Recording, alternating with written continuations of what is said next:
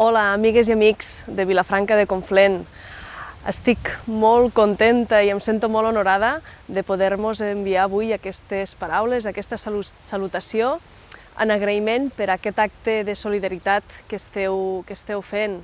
La veritat és que emociona veure com som capaços de mantenir aquestes relacions de germanor, aquestes relacions d'amistat i de solidaritat, malgrat tot, malgrat el pas del temps, i com som capaços, com deia un amic, d'aplanar els Pirineus i poder continuar treballant junts per fer més gran el sentit de catalanitat i la cultura catalana.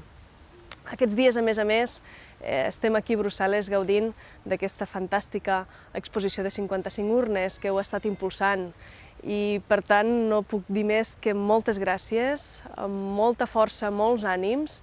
Hem de continuar plegats lluitant i fent més gran aquest sentiment de germanor i de solidaritat per aconseguir la llibertat dels companys i companyes que són a presó, dels que som a l'exili i, al final, també la llibertat de tots i totes les ciutadanes catalanes que volem decidir sobre el nostre futur. Una abraçada molt gran i fins molt aviat.